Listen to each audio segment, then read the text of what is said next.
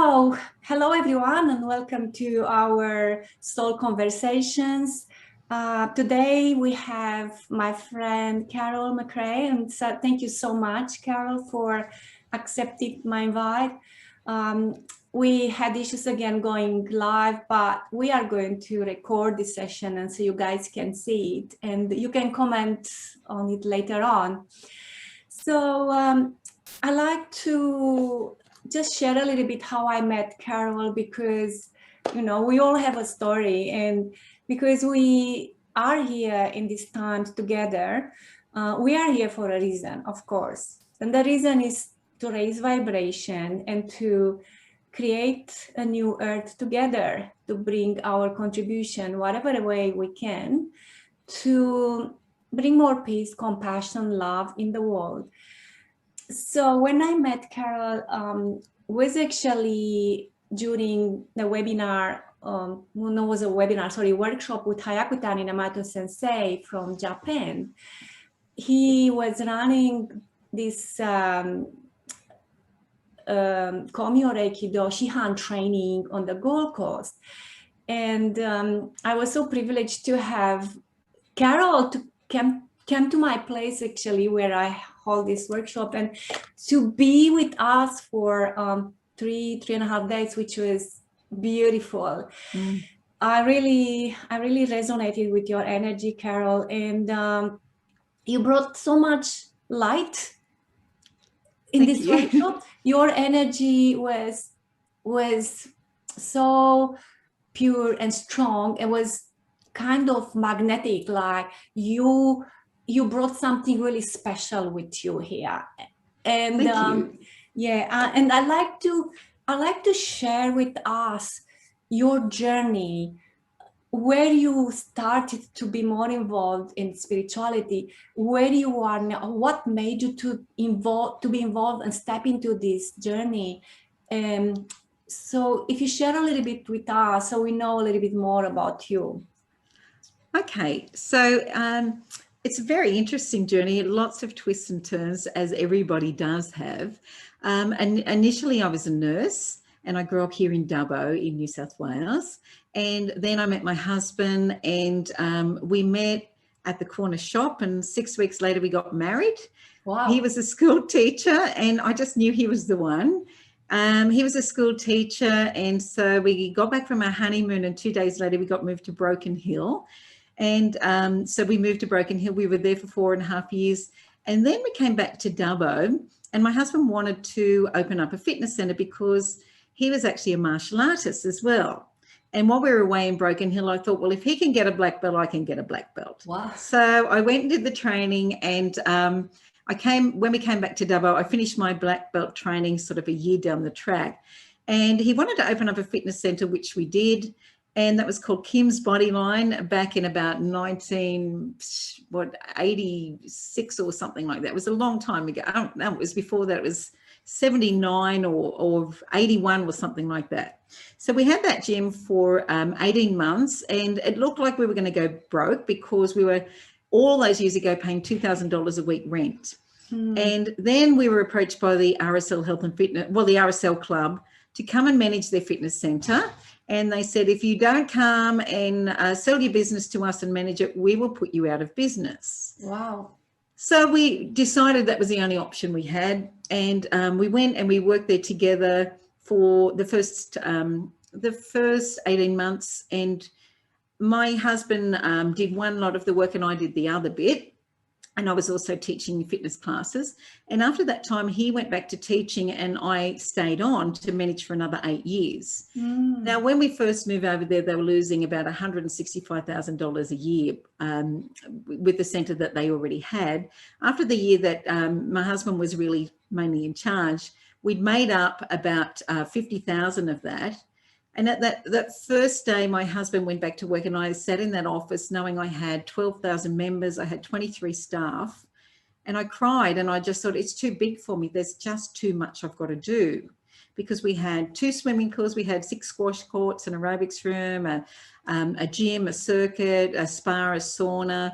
And I had to go to board meetings every month, and I had to do budgets, and we had a new fitness program on the computer, and I had to do all the advertising for the radio and the TV and the newspaper. And I just felt totally overwhelmed. But by the end of that first year, I found myself, and I remember sitting in that same office saying, there is nothing I can't do, because if I don't know how, I will learn. And we turned it around to a $50,000 profit. And so I was there for another 8 years. But by the very end of that, I had been teaching 11 high impact classes of aerobics every week. Wow. And my knees were swollen for 3 years. And I had chondromalacia patella, so that's cracking under the patellas, iliotibial band syndrome, inflamed fat pads, and patellar tendonitis. Wow. And the surgeon said there's a 20% chance we can fix your knees. Forget it, you'll never exercise again, and you can't even go for walks. So I ended up, I lost my job there because I blew the whistle on someone who was dipping into the till, who happened to be drinking buddies with the new secretary manager. Yeah. And I thought that was the hardest thing that could have ever happened to me, because I was working 60 hours a week then, and working from 6 in the morning till 9 o'clock at night. And we had 3 children I was trying to raise, and my husband was teaching as well. So it was a really difficult time in my life. But I left, and I probably cried for about 3 months thinking, well, that's my life. That was everything I knew that I was going to be. Yeah. And really it was my husband's dream. But at the end of that 3 months, I just, my husband said, I don't have a problem with you crying, but could you just tell me, how long would you like to do that for? And I went, what? just give me a date, no problem. And then I just went, wait a minute, they're not going to get another day out of me. They're not going to get another day of sadness. I'm going to move on and create a new life. Yeah. And so I took my children to the bookshop, and this Reiki book fell off the shelf. Wow. Now I read the back of it, and then I just realized that it was the same thing, that basically what I'd read in the Celestine Prophecy books 5 years before, when I'd gone to a fitness convention at Jupiter's Casino, and this young fellow recommended the book. Yeah. And the next morning, the opening address ceremony speaker also recommended the book, and I went and got on the monorail and went over to the bookshop, to the shopping centre, bought the book, and went back and rang my husband, and I said, this fellow said to get the book, and this person said to get it, and I've just bought this book. And my husband said, what's the book? And I said, the Celestine Prophecy. And he said, that's interesting, because I've got 2 copies of it that people have given to me. Wow. And so it's just synchronicities. Yes. Yeah. And so it was just the universe was pointing me in the right direction. And I later thought, well, you know what, that book's been trying to make its way to me for a long time. Yeah. And so once this Reiki book fell out, I bought the book. And I went home and I read it from cover to cover. And then I had a Nature and Health magazine, and in the back of it, there was an ad for Reiki. And I said, this is what I've got to do. This is what I have to do, because no one else can heal me. I have to learn to heal myself. Yeah. So I I jumped online, and I found Zetta Michaels in Byron Bay, and she said she'd also taught at Nature Care College in Sydney. She had 40 people in her classes, but she had a small group coming to Byron Bay, in 2 weeks' time. And I said, book me in it, and I'll bring my daughter as well. Yeah. Now, we walked in, and I said, I'm from Sydney, from Dubbo, and my name's Carol, and this is my daughter, Sarah. There was a man named Mark, and he said, that's interesting. I'm from Sydney, but my mother was born in Dubbo. Then there was a woman named Sue, and she said, I'm from Byron Bay, and my mother was born in Dubbo too. Wow. And the other girl had a different connection, but it just made me think I'm in the right place at the right time. So I did level 1, and then Zetta said, everybody, you can leave. Carol, you need to stay. You need to come back on Thursday and Friday and do level 2. It's part of your journey. You're meant to be here, which I walked on the beach on the Wednesday, and I came back Thursday and Friday and did it with one other person. And on the plane on the way home, I felt this heat rising up my back. So it was a partial Kundalini experience that I had. And I'm saying to my daughter, is your seat heated? This is really strange. My seat's hot.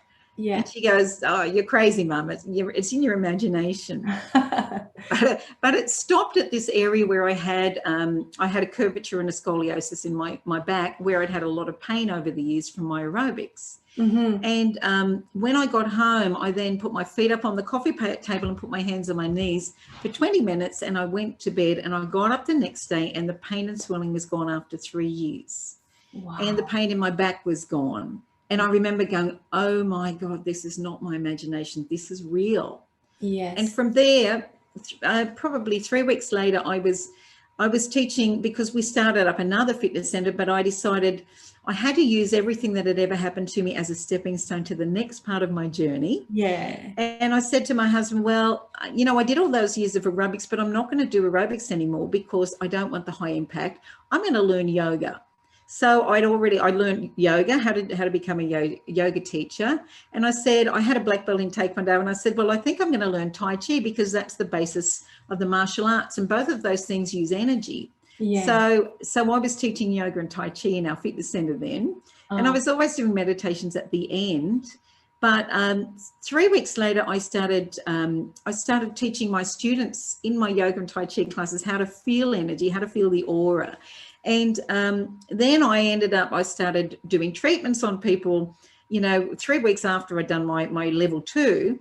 Wow. And by the end of that year, my girlfriend in Broken Hill rang me, and she said, my sons are doing Reiki Masters training with my friend out here, Marilyn.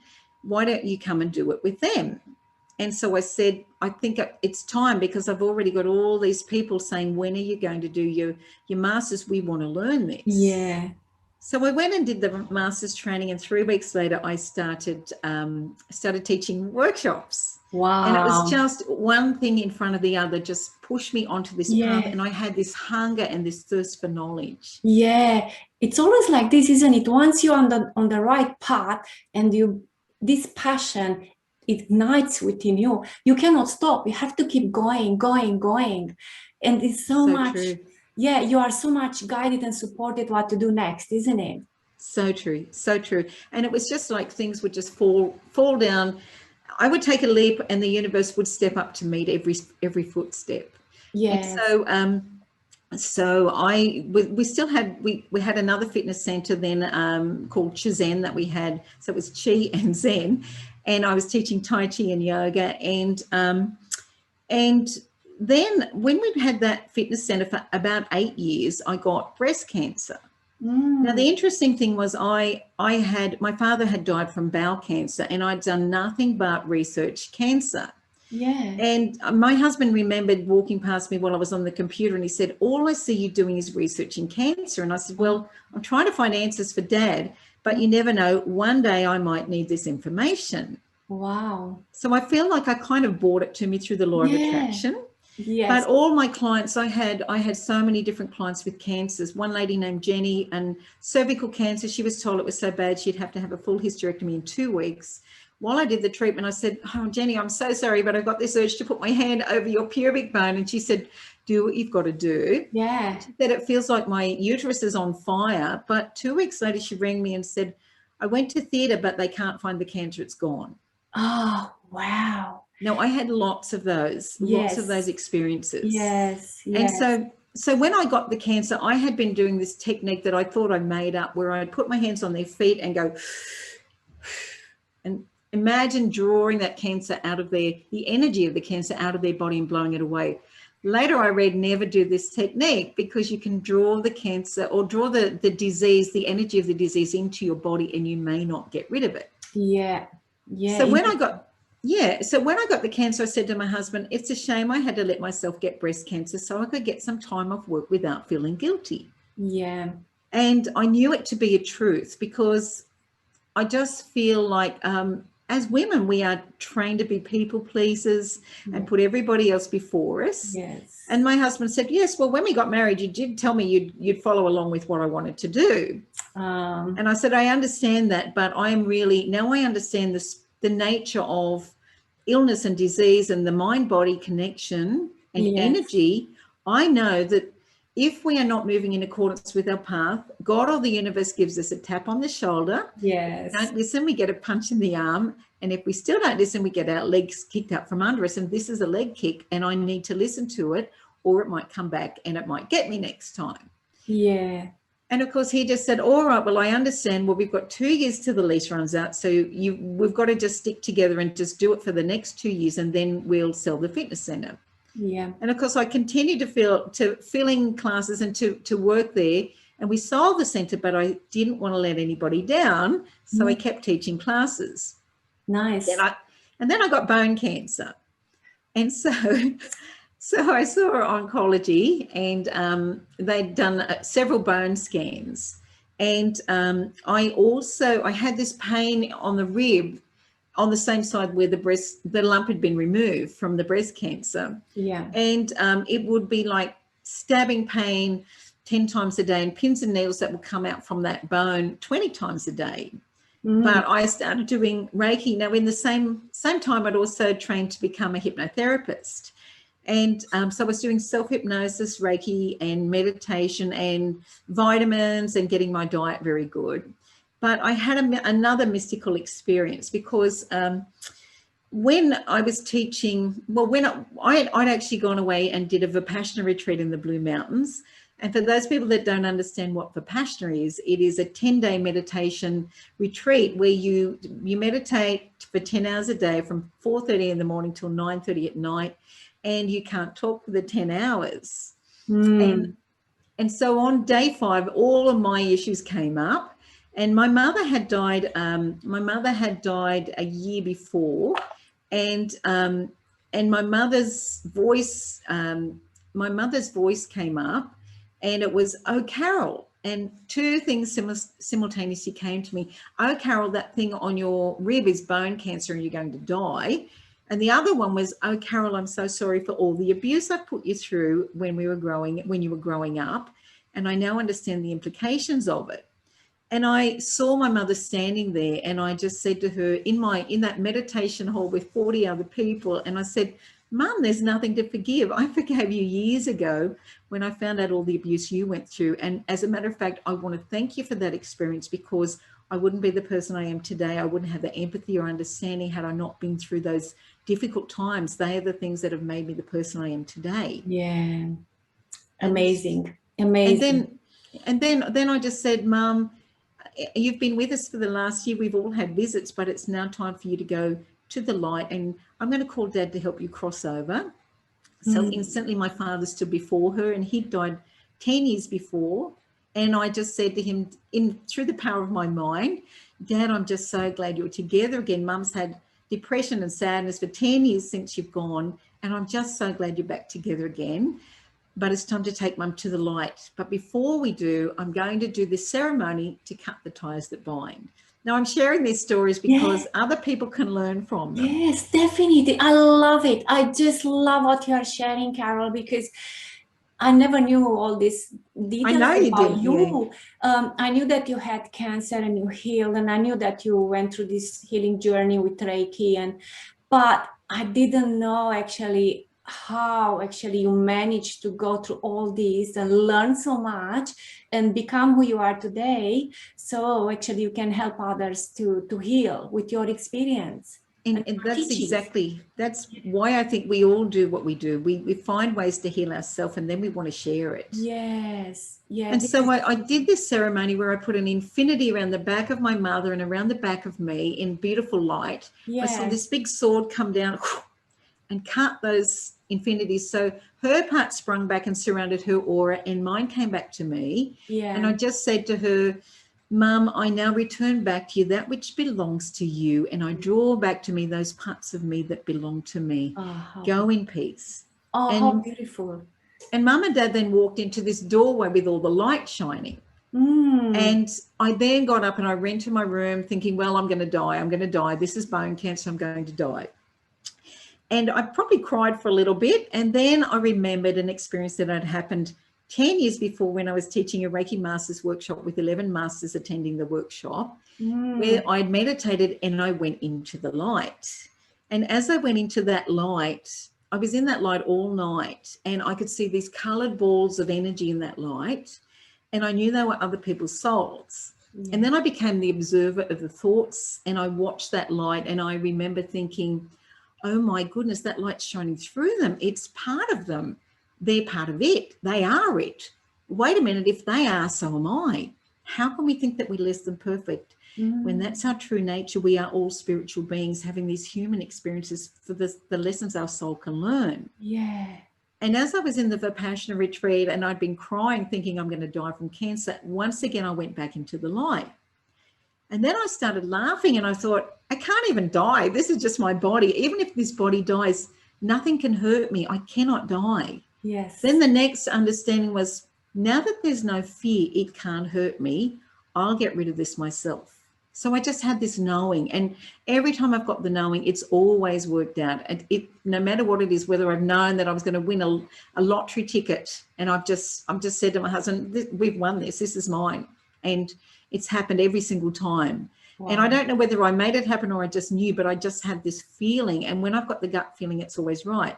So I just knew that I would heal the bone cancer myself. And I went back to oncology 3 weeks later, and he said, I'm so sorry to tell you, you've got bone cancer and we can't actually heal that. So we'll try to give you some chemo. We'll try to slow it down. And I said, oh, no, it's okay. Thanks. I'm on top of it. And he said, what do you mean? And I said, well, I've been doing Reiki, self-hypnosis and meditation, and I've already halved the symptoms. Yes. And he said, are you serious? Didn't you hear what I told you? You can't heal bone cancer. We'll try to slow it down. I said, no. When I get the feeling, it's always right. I know you're used to dealing with sick people, but I'm not one of them. And I know I'll get rid of this myself. Wow. And he said, well, we'll wait and see, won't we? Come back in 6 months. And I said, I will, but I'm not going to have another bone scan yet because it's carcinogenic. Yeah. And he said, all right, well, I still want to see you. So 6 months later, I marched in and he said, how's the pain now? And I said, I get a little bit of discomfort if I do push-ups. And he said, well, keep doing what you're doing and come back in another 6 months, we'll do another bone scan. So, of course, I went into the radiologist. They're doing the bone scan, and the radiologist said, I can't seem to find that thing on your ribs. And I said, no, I couldn't find it either. I can't find it either. I knew it was gone. And, of course, I went into oncology, and he said, I believe we've got good news. I said, yes, but you don't sound very happy about that. Yeah. And he said, tell me what you did again. And I told him, and he said, all right, well, you can leave. I don't want to see you again. Oh, wow. And so I left the office. Amazing, amazing. Wow. So I have actually had breast cancer again 6 years ago. Yes. Now, we've got a beautiful daughter who has had a terrible journey through drug and alcohol addiction. She has not allowed me to help her. As a matter of fact, today is a really difficult day because she's supposed to be being evicted from her home today. And we are now raising our 3.5-year-old granddaughter, and we have an 11-year-old grandson that we have 5 or 6 days a week, and we've raised her 18-year-old son for the last 10 years as well. Wow. And all of this has unfolded just since Easter. We got custody of the little girl, our little Evie. Yeah. But we've done everything we can to try to hold our daughter up, and unfortunately, I guess I'm a bit of an enabler because there were so many years where I would, pay her rent or buy food for her and try to help her. But what I did come to understand, even as a healer, the fact that we cannot heal anybody. We are a conduit. We are a hollow reed that the energy flows through us for the highest good of all concerned. Yes. But it's a partnership between us, that client or that person, yes, and God or the universe. Yes. And if one of those things is not present, we cannot force somebody to heal until they are ready to do that work themselves. I agree, Carol. It's so works with everyone, isn't it? Like everyone that comes to you for healing, if they are not open to receive, they won't, isn't it? They won't heal. So true. Yeah, they choice. Yeah. And so 6 years ago was when we were going a 3-year court battle trying to get some custody of the little 11-year-old. Yeah. So he was only 5 then. And when I got that breast cancer, I just knew that God or the universe had given me that to give me a holiday. because we had so much stress going on. Yeah. And I got sent to Sydney to have a double mastectomy and reconstruction, and they used stomach fat. So I was in hospital for 10 days. It was a 10.5-hour operation. They kind of cut from, I don't know, from kind of here to here, and they cut up like this, and they cut down, and they leave 2 little circles here that they use to make the nipples out of. They cut into the muscle this long, and that way then they move this up. They take the nipples off, cut down, cut the fat out, and anchor that here with the nipples. And see, I've got a flat stomach now. Wow. It was a big operation, and it was a 10.5-hour operation with 7 surgeons. And I woke up at 9:30, and I felt pretty damn good. Yeah. And I spoke to the surgeon, one of the surgeons, and she said, "Look, you're not going to remember this." And I said, "I think I will. I think I'm fine." Yeah. And the next morning they came in and they said, "Oh, we've got to give you some morphine." I said, "What for? I'm good." And they said, "No, you've had this major operation. We've cut you from one side to the other. You've got 4 drains in, you've got 2 drips in, and we've got to give you painkillers." And I said, "Oh, look, on a scale of 1 to 10, it's about a 3 if I move and a 1 if I don't, and I'm prepared to stay still." Yeah. And I said, "I've just been doing Reiki, self-hypnosis, meditation, and I don't think I need anything." And they said, "Well, we have to give you something." I said, "Give me a Panadol." Yeah. So the only pain relief I had was Panadol. Wow. And then I said, "Oh, look, I think I'm going to go and have a shower." And they said, "No, we don't get you out of bed for 3 days. It was a major operation." I said, "Regardless, somebody bring me a pillowcase, because I'm putting the drains in there. I'm going to hook that onto the drip stand, and I'm going to have a shower." They said, "Your blood pressure's 70/35. You'll faint." And I said, "If I faint, you can pick me up and put me back in my bed."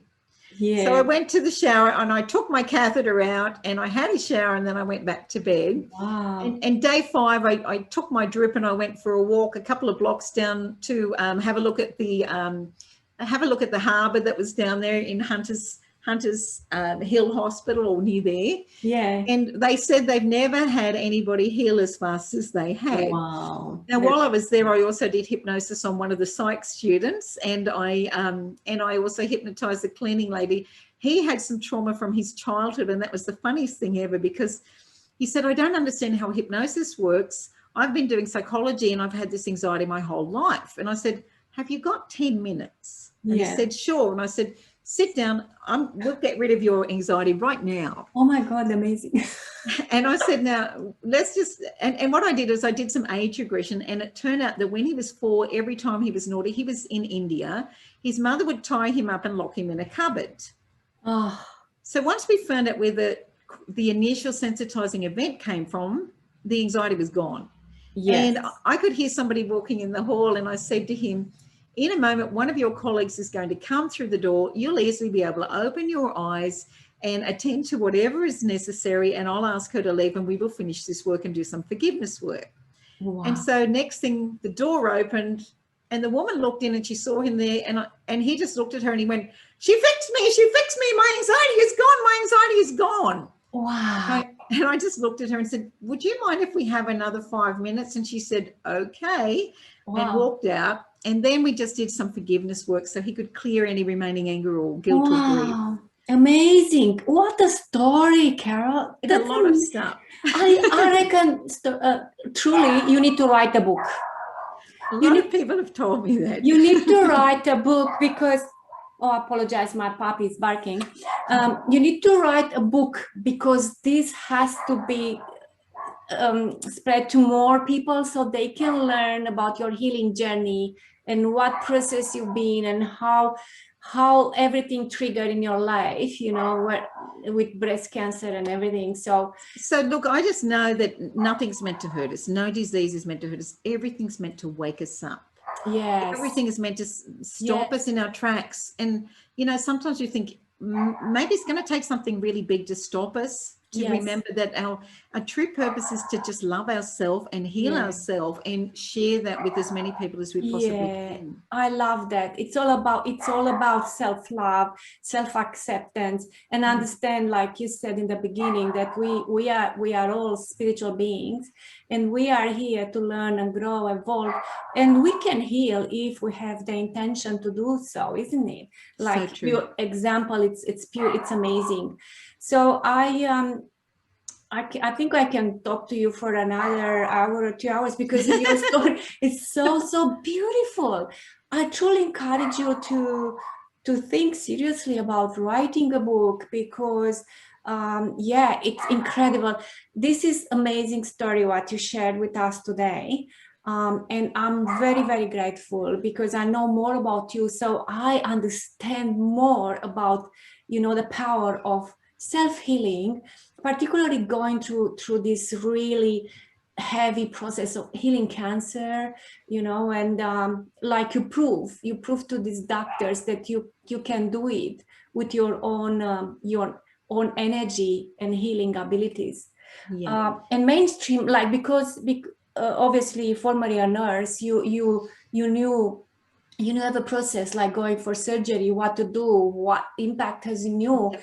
That truly helped, because knowing that you can put this together, and like you said, just give me a Panadol because I know how to deal with this, you know. Yeah. So amazing. So I'd like to ask you, so I know you have your practice in Dubbo, so I know you teach Reiki, and you do still healings, do you? I do. I've got over 700 students at this point. I've got about, I think, 76 masters that have trained with me. Wow. I've seen thousands of people for hypnosis, and I do 5-path hypnosis, which is actually a spiritual type of hypnosis, really. And in that, sometimes people go back into past lives, and that's not where the magic happens, because if that happens, I'll bring them then to the end of that life, and I'll say to them, what happens next? So we get a chance to glimpse the soul's journey. Yeah. Everybody pretty much has the same story, where they go into that light so that they can, you know, heal, and they also get a chance to connect with other soul group members. Yeah. And then I'll ask them, okay, so we're going to go to the time just before you're about to come down into this next life as whoever they are. So I want you to just check in with yourself, little soul, and can you tell me what is your purpose in this next life? Yes. And who chooses, and what are the lessons that you're coming in to learn in this next lifetime, and what is the significance of this family that are going to be your family in this next lifetime? Who chooses the family? So we get so much information.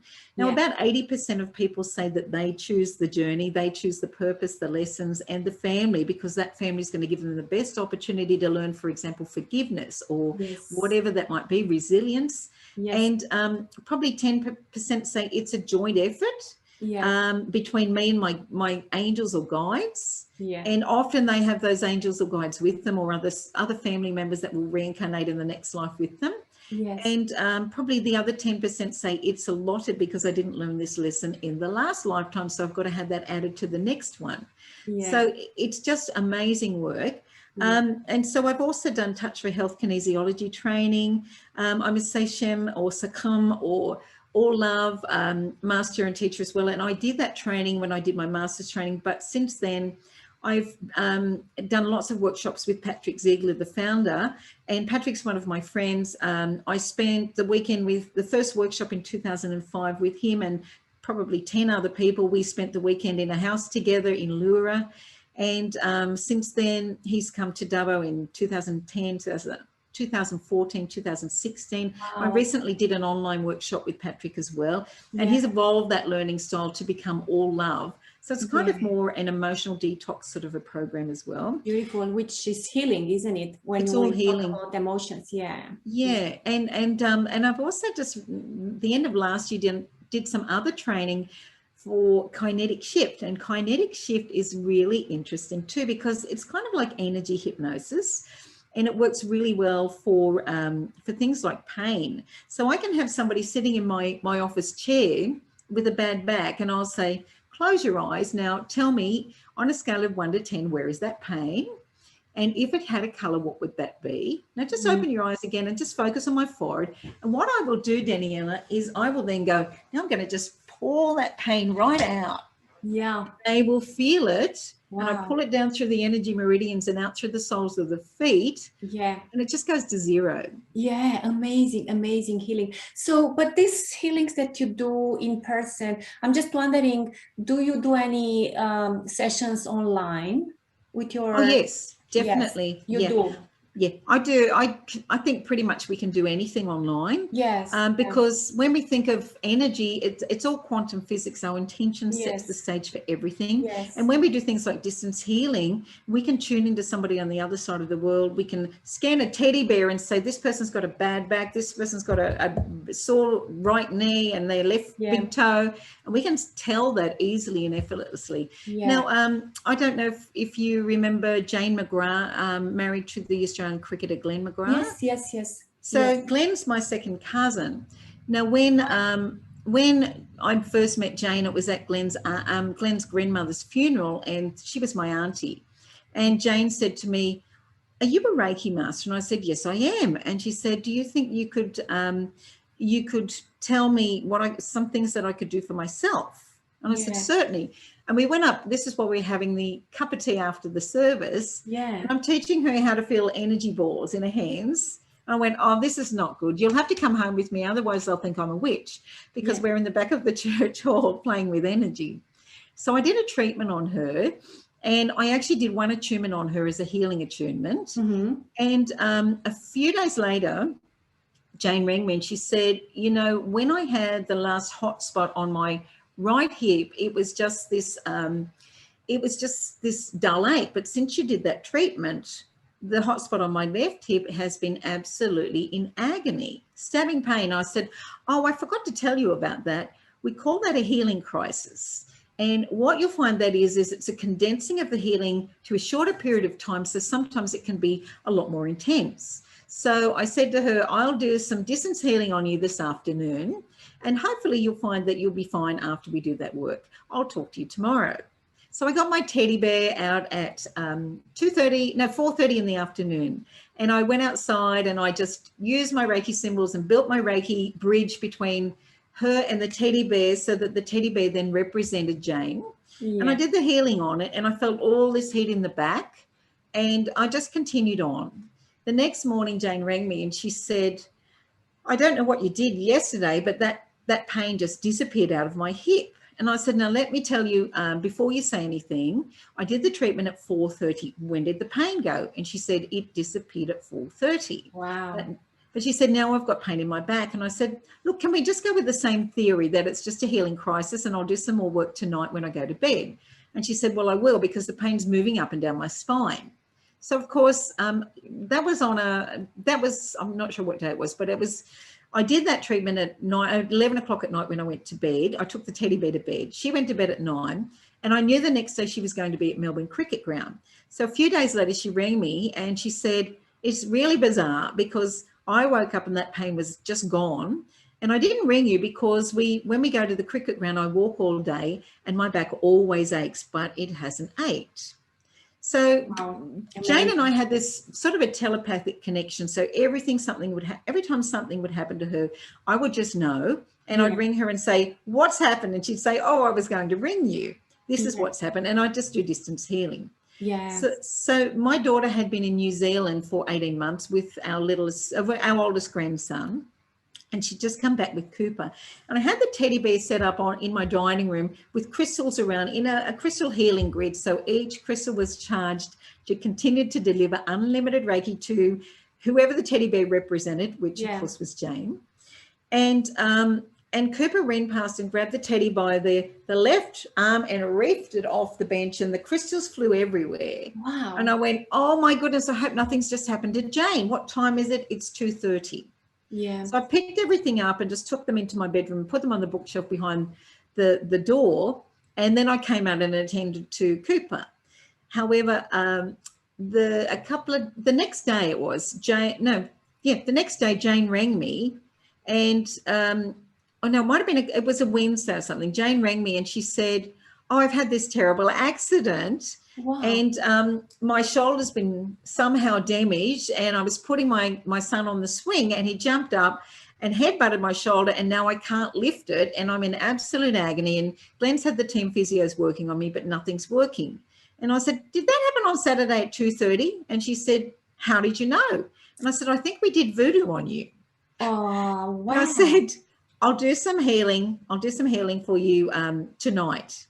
So the next day she rang me and she said, that's just disappeared, but now I've got pain in my right shoulder. And I said, okay, let me just do it while I've got you on the phone. And the pain just disappeared. Yeah. So we get a chance to understand the power of intention and distance. And distance healing, yeah. Because I think, Carol, that people need to understand this. It is working. They don't have to come to you in person, because exactly what you did, the healing in person, you can do it that distance.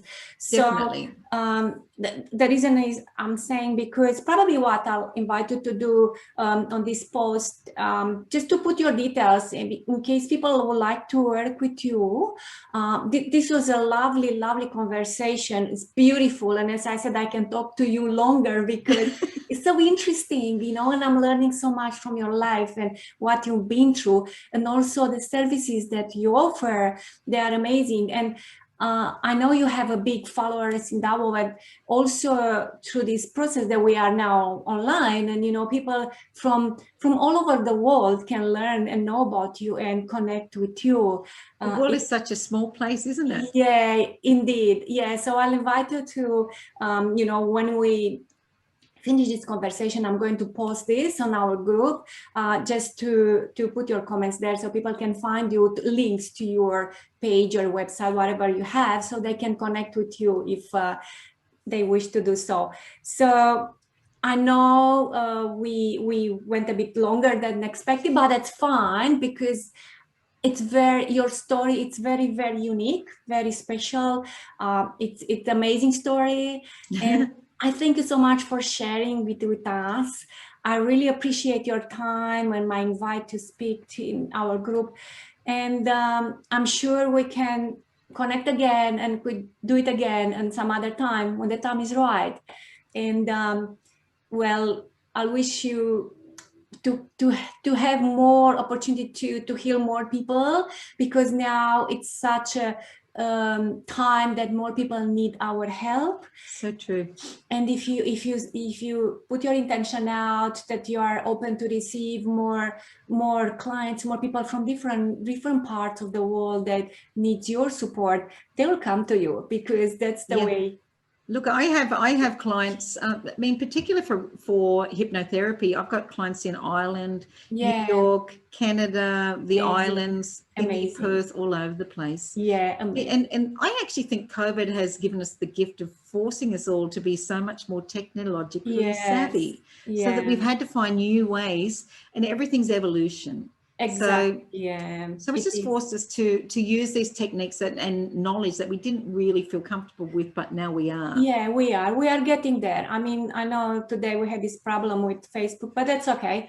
I'm going to post it as a post, you know, but that's fine. This will sort. But the thing is, like, yeah, we are more confident now to go online and, you know, meet people and be able to support them, you know, to be of service online, not just in person. So thank you so much, Carol, again. I truly enjoy our conversation and look forward connecting you again soon. If you make it up here in Gold Coast, let me know. It would be lovely to see you again and give you a hug. Until then, I give you a virtual hug and wishing you all the best. Keep healthy, keep happy, and be your sparkling light for all these people, all the souls. They are ready to meet you. Thank you so much. Take care. Namaste, Carol. Daniela. Namaste. Bye-bye for now. Bye-bye.